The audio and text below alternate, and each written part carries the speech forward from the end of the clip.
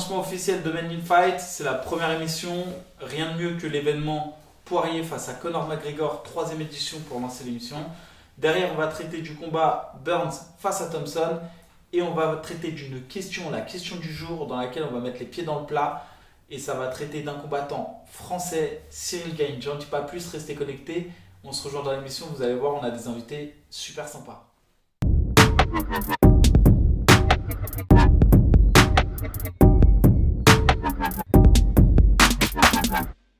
Bon, pour cette première Men in Fight, on a 3 invités, Nassim, AB et David, et ils vont se présenter chacun leur tour. On va commencer avec AB. Salut à tous, Aboubacar Bachili, combattant poids lourd et consultant MMA pour le AB Show. Merci à Mickaël, le retraité, de m'avoir invité. Retraité. Donc invité sur Men in Fight, combattant au Factory. Il a d'ailleurs beaucoup changé depuis, il va nous expliquer un peu son évolution. Et on va passer à Nassim. Salut, Nassim Belwachi, combattant de MMA, puis amoureux du MMA pareil, consultant sur certaines émissions comme le AB Show. Et ensuite on a un combattant qu'on ne présente plus, David Bière. David Béard, combattant MMA actuellement signé au Cage Warrior, aujourd'hui consultant sur la chaîne de Mickaël Lebou. Donc voilà, je suis ravi d'être ici ce soir. Ok, on va pouvoir continuer. Aujourd'hui les sujets, donc comme je vous l'avais dit, c'est surtout l'événement Conor face à Poirier qui aura lieu ce samedi, donc dans la nuit de samedi à dimanche pour nous en France. Et c'est cet événement qu'on va traiter ici avec nos invités et on va pouvoir débattre.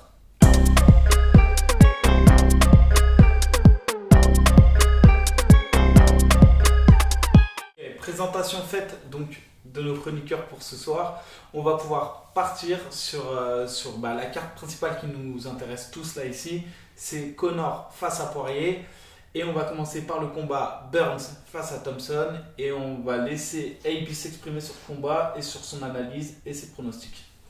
Je vais faire un petit peu court. Burns face à Thompson, déjà je vois un gros avantage pour Burns, tout simplement parce que stylistiquement je pense que le style de Thompson il est un petit peu trop grillé, on va dire. Sur le dernier combat de Burns, on a vu une grosse évolution, surtout au niveau du striking. Et je pense que gros avantage pour Burns, surtout au niveau du striking. Je pense que s'il fait un bon cadrage, un combat classique, il pourra vite plier le combat. Surtout que Thompson il a un bon jeu de déplacement, mais je pense que gros avantage à Burns. Toi David? C'est vrai, moi je suis pas trop d'accord. Je pense que Burns, certes, a ses qualités, il a vraiment montré un gros striking face à Kamaru Usman récemment. Il est connu pour son jiu-jitsu et pour sa lutte, mais je pense que Thompson est beaucoup plus à l'aise debout que Burns. Je pense que Burns c'est un peu une personne qui avance en rectiligne, qui avance tout droit, qui essaie de casser la distance, et Thompson lui par ses qualités vraiment de déplacement, je pense que sa distance elle va être vraiment très dure à casser.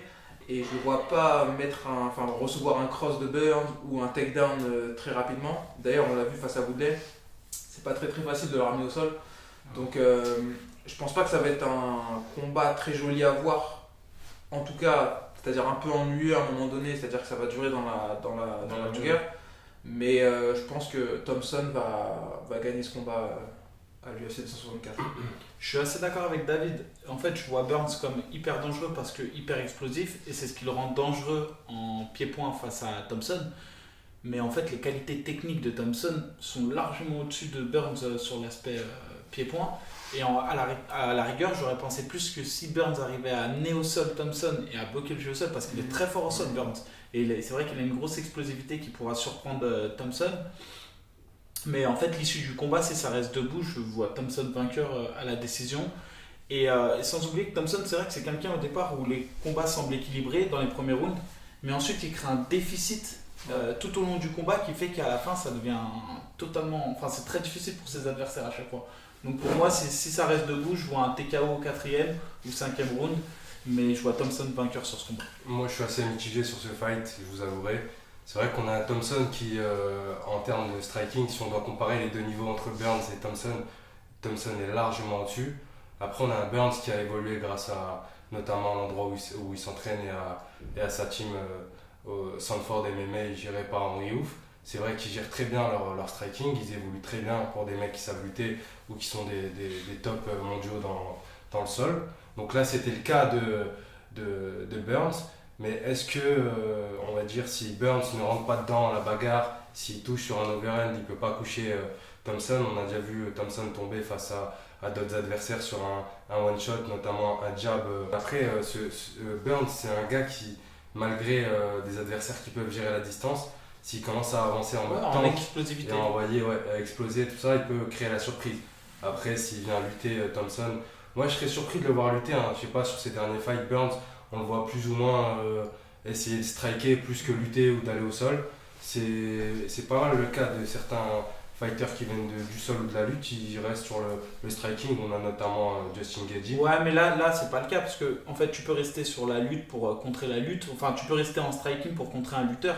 Mais là en fait on a en face de lui un striker. Donc l'idée est quand même, on n'oublie pas, en MMA c'est quand même un sport multidiscipline. Voilà, et le but c'est d'imposer son style. Et Burns aura beaucoup plus de facilité s'il amène le combat au sol qu'en restant debout. Donc pour moi la stratégie elle est assez basique. Pour le coup là on a un Burns qui va être explosif sur tout ce qui va être debout, mais qui va chercher à casser la distance à tout prix. Et on va avoir un Thompson qui va se déplacer et qui va débiter pour créer un déficit et s'imposer dans les fins de round. On termine là-dessus. Tu vois qui? Burns, Thompson à la décision. TKO quoi? Au troisième round. Moi aussi je le verrais bien sur un KO TKO. Ok, c'est bon, c'est noté. Je voulais passer sur le combat Conor-Poirier, mais vous m'avez dit non. On va analyser un autre combat, et c'est toi qui en parlais. C'est le combat de Ryan Hall contre Topuria, c'est ça? C'est ça. Alors c'est un combat qui va être très intéressant à voir. Ryan Hall, c'est quelqu'un qui est très très fort en jiu-jitsu, qui a un nom très très connu dans le monde du jiu-jitsu, et qui en MMA est capable de créer des trucs vraiment surprenants à travers son jiu-jitsu. Donc très très intéressant à regarder. Et je pense que ça fait longtemps qu'on l'a pas vu. Je pense qu'il y a pas mal d'adversaires qui doivent l'esquiver parce que vu ce qu'il propose en fait en combat, c'est vraiment assez flippant en fait de le rencontrer. Ouais, et puis c'est une aubaine un peu pour lui de combattre sur cette carte parce qu'on sait quand Conor est sur la carte, et bon bah là pour la trilogie contre Poirier ça va peut-être être l'un des plus gros pay-per-view de l'année.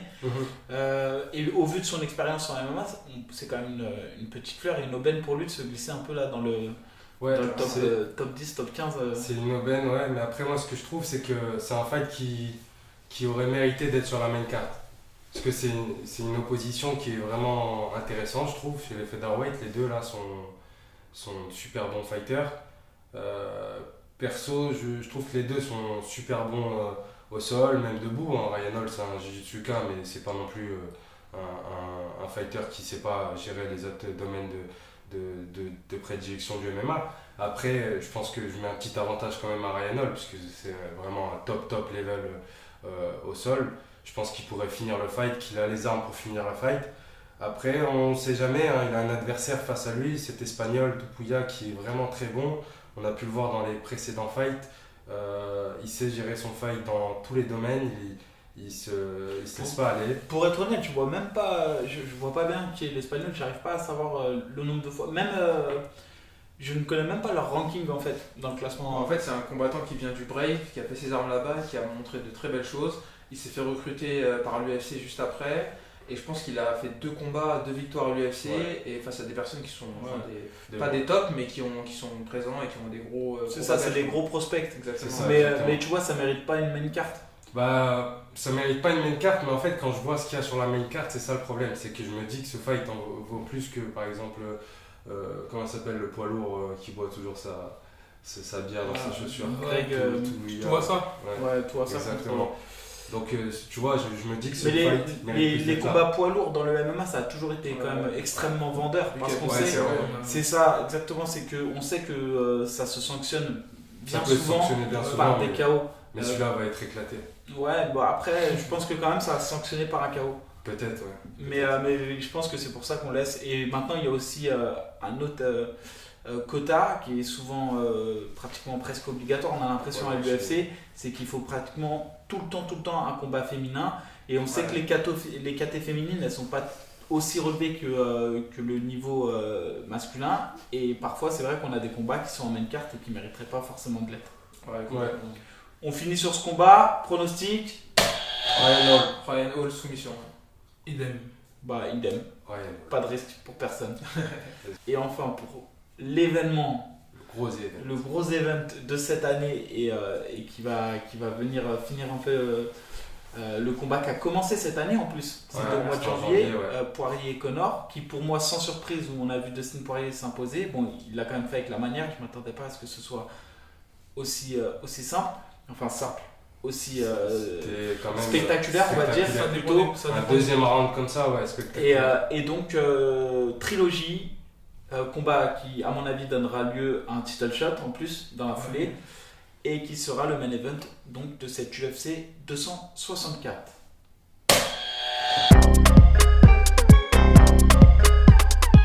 On passe donc au main event de cette soirée. Connor Poirier, les gars, vous avez un sablier de Non, 1 minute. C'est pas assez. Si, vous Il y n'êtes a pas trop à obligés, les gars, vous n'êtes pas obligés d'aller au bout des 1 minute si vous êtes concis.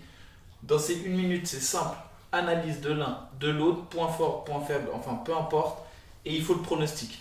Si vous dépassez, tant pis pour vous, vous êtes coupé. C'est bon? C'est qui Nas, tu Allez, débutes, tu let's lances go. les activités. Donc Conor McGregor, bras arrière fulgurant, bon striker. Dustin Poirier, gros débit, gros striker, très bon sol. On l'a pu le voir avec Khabib, il a failli guillotiner. Si je devais mettre mon cœur, je l'ai déjà dit, Conor à mort, parce que c'est un gars qui aime les revanches et qui est très bon là-dessus. Il l'a dit, il a envie d'en découdre. Dustin Poirier, lui, je pense qu'il veut confirmer le fait que c'est le meilleur de la catégorie. Si je dois mettre un billet, Dustin Poirier. Un billet de combien tu mettrais? 100. Tu te rachèterais des lunettes avec? Ok. Ok, moi je vais gratter sur son temps parce que. Non, commence pas, tu grattes sur rien. Moi, je dirais un rapide, concis, précis. Non, comme Conor c'est McGregor, pas mal, mais On c'est un peut peu gra- juste. on peut C'est gratter. c'est pas à la hauteur de cet événement. Franchement, on devrait gratter un peu du temps Non. qui reste. Attention, Non mais attends, on est resté. Nas, Pour moi. c'est fini pour toi. AB, on va y aller. T'es prêt ou pas? 1, Attends, mais là c'est pas. 1, Ouais, lui, gratter une fraction de seconde. 2. C'est parti. Ce combat ne me hype pas du tout. Pourquoi? Parce que là, pour moi, Conor n'est plus du tout dans, Attends, t'auras droit à 5 secondes. dans la sauce. Pourquoi tu utilises des mots anglais? Me hype. On sait que tu parles pas anglais, frère. Je sais que tu Mais parles pas la anglais. traduction en plus, je la connais pas vraiment. Venin qui est vois, bilingue, ouais. qui tu pourrais un petit peu. Non, je te laisse dans ta carrière. Ok, On repart. On fait genre Je ça. disais en fait rien pourquoi entendu. ce combat ne m'excite pas. Voilà. Parce que là sur Twitter, voilà, on a l'habitude de voir un Conor filmer ses camps d'entraînement, poster des photos. Là personnellement c'était le vide. Après je ne sais pas si c'est une technique à lui pour faire un petit peu genre je suis pas trop dedans et créer la surprise. Contrairement à Poirier qui est toujours à l'American Top Team, toujours entouré de ses partenaires d'entraînement. Là, Ça Conor stresse, McGregor, il était à Dubaï, limite il était solo. Je sais même pas s'il était encore au SBD, tu vois. Et là, pour moi, il faut me racheter du temps là, son téléphone. En effet, 10 Donc, secondes. je vois Poirier. Je vois Poirier s'imposer comme dans le combat autour. On t'a donné 5 secondes en plus parce qu'on Le gars, il a parlé que de Conor pour dire je vois Poirier.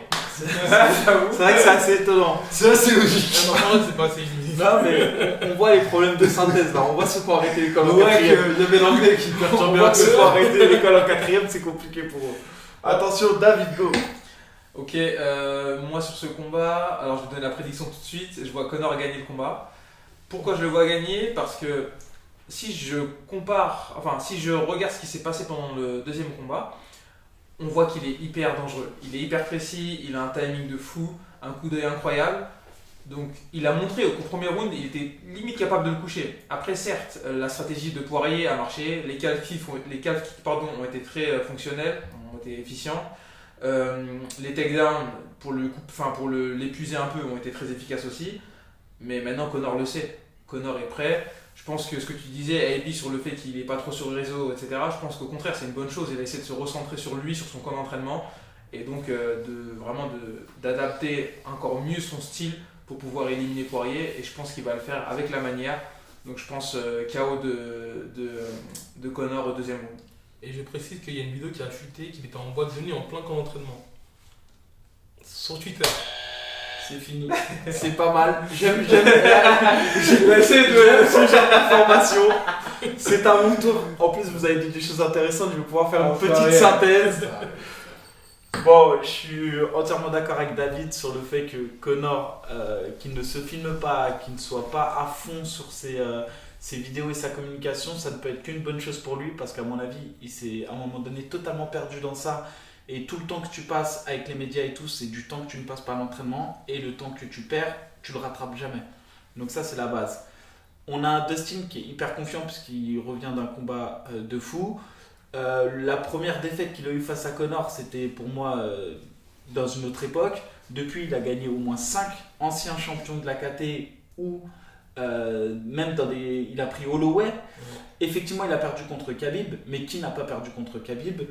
On dit que Connor va connaître, j'entendais un peu, c'est un argument, va connaître le game plan de Dustin, mais à mon avis, Dustin est beaucoup trop puissant pour Khabib, beaucoup plus trop technique. Et il a toujours l'âme de ce fighter, donc je vois Poirier s'imposer au 3e round après épuisement de Connor. Fini. Et il faut préciser un truc. Hein. Non, c'est fini, stop. Non, Donc, petite précision. non, stop, c'est fini les gars. Ici c'était Poirier, ici Poirier, Connor. Et le camp d'entraînement, il l'a pas fait au SBT. On s'en fiche, on s'en fiche de ça. Et puis c'est Dubaï, trop c'est tard. là-bas. Ok, fin de la section les experts. Et on va passer à la question du jour. Cyril Gane, Derrick Lewis, est-ce une ceinture au chocolat? À côté de moi, on a AB qui transpire parce que AB s'entraîne avec Cyril Gane et on le sait, c'est pas facile d'être totalement transparent. Tu nous disais en coulisses qu'effectivement c'était du chocolat. Est-ce qu'il va tenir les mêmes propos face caméra? Réponse Tout de suite. dans 2 minutes.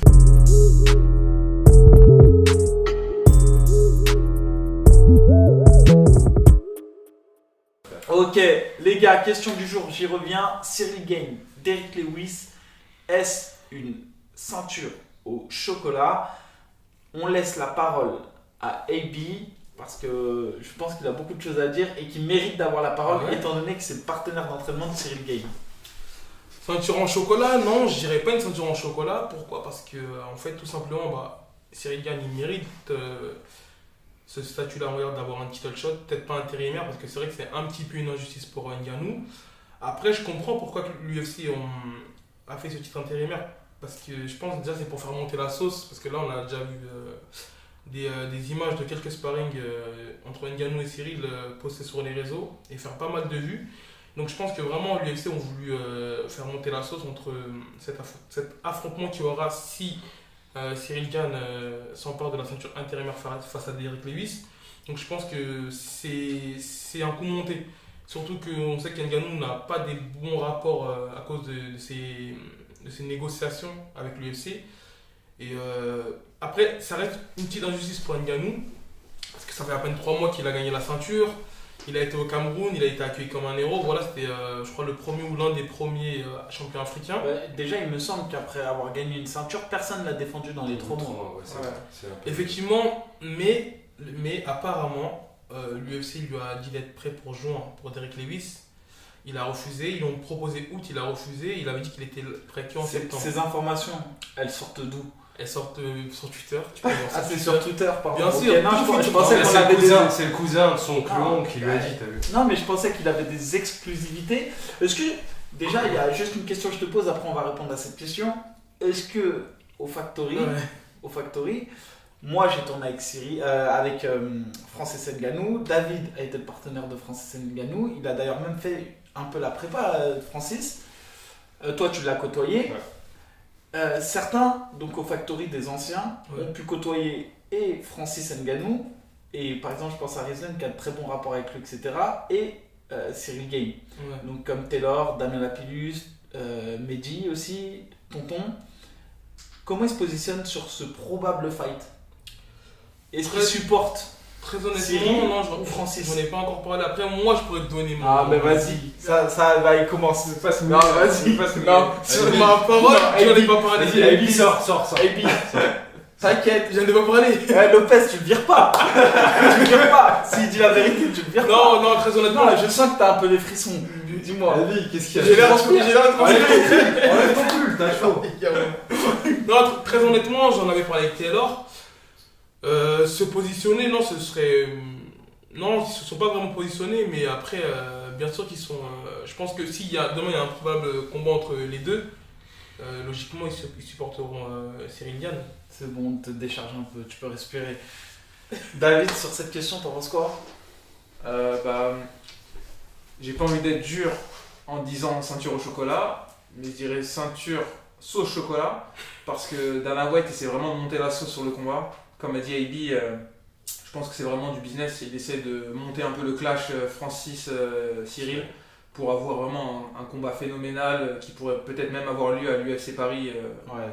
Donc je pense que c'est vraiment quelque chose qui peut se monter et connaissant, enfin voyant ce que fait Dana White de plus en plus avec ses combats, il s'en fout comment dire, de mettre un titre en jeu comme ça, un peu à l'arrache, qui n'est pas forcément justifié, juste pour monter la sauce. Et ça, là, ça a toujours vendu, c'est toujours vendeur. Ouais, Donc alors, pour eux, c'est à double. moi je vais mettre les pieds dans le plat. Je vais y aller franc. On t'écoute, Mika. Donc, en fait, ce qui se passe selon moi, c'est qu'on a un Francis Ngannou qui est champion, et donc, comme tout champion d'une catégorie, surtout à l'UFC, on a envie de négocier ses salaires. On a envie de négocier ses salaires à la hausse, mais n'est pas Conor McGregor qui veut, et n'est pas Conor McGregor, c'est-à-dire que personne ne va imposer sa loi comme Conor a pu le faire à un moment donné, et comme Khabib a réussi à le faire parce qu'il a battu Conor, et qu'il y a une grosse hype autour de lui. Donc je pense que Francis a essayé de négocier ses contrats, essayé vraiment trash talker, on l'a vu John Jones, etc. Il cherchait un fight vendeur, un fight qui allait l'enrichir, je pense, et qu'il a été dur dans les négociations. Derrière, on avait un Cyril Gane qui était prêt, prêt à tout de suite en démarre après son combat. On l'a vu face à Volkov, il n'a pas pris de gros coups. Je pense qu'il est même prêt à recombattre derrière, il n'a pas eu de grosses blessures, je me trompe peut-être. On a un Lewis qui était prêt à affronter Ngannou coûte que coûte. Et pour moi, il n'y a pas plus dangereux qu'Ngannou. Donc si tu es prêt à affronter Ngannou, tu es prêt à affronter Cyril Gane. C'est pas le même style de combattant en face, mais les risques ne sont pas les mêmes non plus. Et l'UFC en fait d'une pierre deux coups. Elle fait un fight qui donnera lieu à un title shot face au vrai champion qui est Francis. Mais pour sanctionner un peu l'arrogance, ou je ne veux pas dire l'arrogance, mais peut-être le mépris qu'a eu le manager, je ne parle même pas de Francis, mais le mépris qu'a peut-être eu le manager, ou afin de couper en fait toute négociation dans le futur et de montrer qui étaient vraiment les boss, je pense que l'UFC a dit on va pas faire un title fight, on va en faire une ceinture intérim. Et du coup pour Cyril c'est tout bénef parce que s'il gagne c'est 500 000, donc déjà. Exact. Et pour l'UFC, c'est hyper vendeur parce que, comme vous le disiez, ils vendent une histoire. Avec un UFC Paris, tu mets une ceinture Cyril Gane face à Francis Ngannou. Franchement, le public rempli, c'est rempli.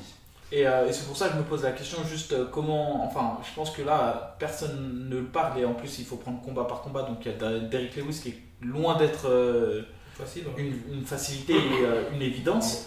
Mais je pense que derrière, s'il y a un Ngannou Gane, c'est plus qu'un simple combat pour la ceinture, il y aura aussi des histoires personnelles. Bien sûr, je pense qu'il y a une petite part d'histoire personnelle. Tu dis que tu as été critiqué par des noms du MMA. Mais justement, est-ce que l'UFC le sait et c'est pour ça qu'ils essayent de monter la sauce? Ou est-ce je pense qu'ils doivent se douter facilement parce que, comme je t'ai dit, il y a une histoire qui se cache derrière tout ça. C'est clair et net. En fait, ce qu'ils savent surtout, c'est que c'est des anciens coéquipiers et que Gane a aidé Francis Ngannou à se préparer pour certains fight camps. Donc de là, en vrai, t'as pas besoin de savoir plus pour monter un drama mettre les infos. C'est vrai, c'est pas mal. Dès lors que tu as été un sparring partenaire, voilà, il est plus facile de monter une histoire. On va finir là sur cette question du jour, on a déjà passé beaucoup de temps. Ceinture au chocolat, oui, non? Non, pas ceinture au chocolat. C'est compliqué, c'est une ceinture. Oui, non. C'est pas la vraie ceinture, donc oui. Toi, c'est sauce chocolat, et j'aime bien cette expression parce que pour moi, c'est un peu ça. On peut pas dire qu'il démérite, c'est totalement faux, il a nettoyé la KT, mais pour moi, le vrai champion, ça reste Francis. Et cette ceinture, elle vaut pas grand chose quand tu sais que Francis n'est pas blessé et toujours actif. Donc, je vais dire sauce chocolat parce qu'en plus, il y a un esprit français. Même si je suis un petit même Ngannou, parce que.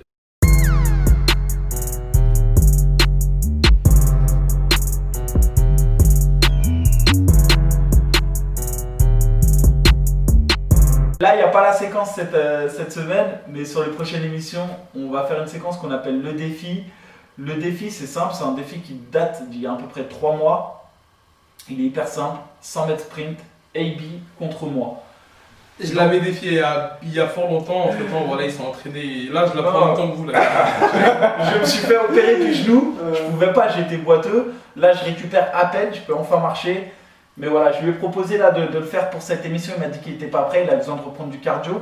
Il est arrivé avec une canette de coca dans les mains à la maison. Donc je sais pas quand est-ce qu'on va pouvoir faire ce défi, mais je vous assure que pour la prochaine émission, on aura fait ce 100 mètres sprint.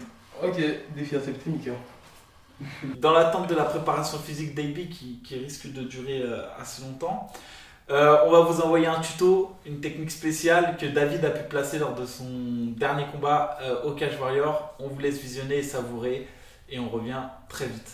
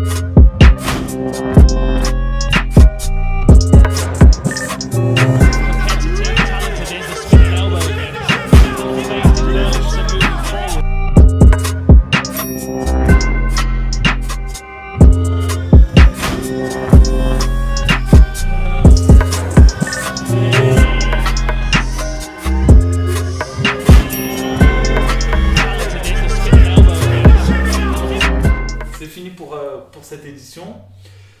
C'était la première émission, on l'a fait courte. On reviendra et on va en faire plus souvent. Les chroniqueurs ils vont changer. Même vous sur internet, les passionnés de MMA, qui si vous commentez, vous interagissez et que vous avez des commentaires et vraiment une vision MMA, bah, vous serez invité aussi sur le plateau. C'est pas forcément que des combattants, on veut vraiment qu'il y ait tout le monde, on veut partager avec tout le monde. Et donc tout le monde sera la bienvenue. Il y aura des combattants qui sont totalement inconnus, qui débutent dans leur... qui débutent pour le moment, on l'espère. On lui souhaite, c'est pas gagné, je vous le dis. Je l'ai vu entre les mains à l'entraînement. On est loin du niveau UFC. Ensuite on a des combattants poids lourds. Pas loin non plus. Qui pour percer dans les mains sont prêts à tout et lâcher leur team. Baby fight pour rejoindre les rangs des autres teams. Il y a une petite annonce, Mickaël Legois après son MMA, donc le préparateur. C'est pas vrai d'ailleurs. C'est une petite exclue pour la chaîne. Très très fort Mathieu sur la communication, pas mal du tout. Et on a des combattants donc très expérimentés, on le sait tous qui a été au port de l'UFC, qui a su.